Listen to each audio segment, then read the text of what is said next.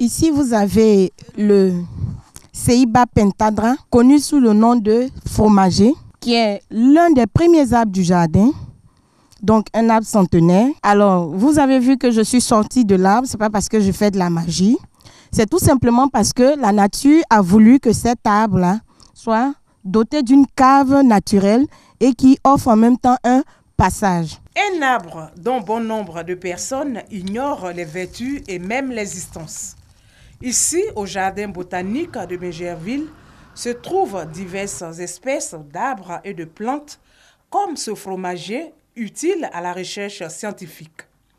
Mais les visiteurs du site ne semblent pas s'intéresser à cette richesse naturelle. C'est vrai qu'on vient ici très souvent, on rentre, on tourne, mais les plantes, on ne s'intéresse pas vraiment.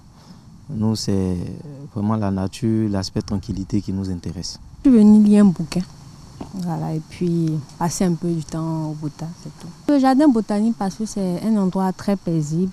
Personnellement, je ne m'intéresse pas trop aux plantes.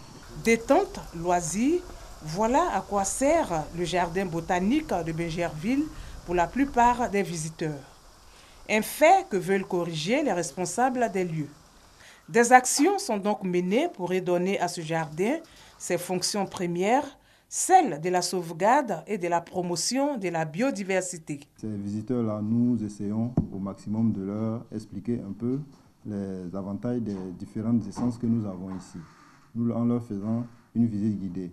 Dès l'entrée, quand on reçoit les visiteurs, on leur propose vraiment toutes ces catégories de visites-là, c'est-à-dire une visite simple ou une visite accompagnée des guides. Et c'est au cours de cette visite accompagnée des guides-là que le guide essaie de leur expliquer un peu les vertus des différentes plantes que nous avons ici.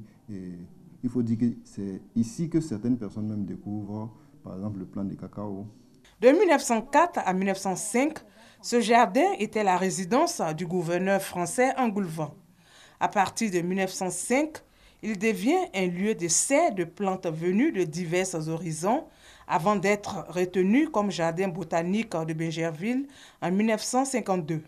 Ce jardin est bâti sur une superficie de plus de 50 hectares. Plusieurs espèces d'arbres et de plantes y sont conservées pour le bonheur des amoureux de la nature.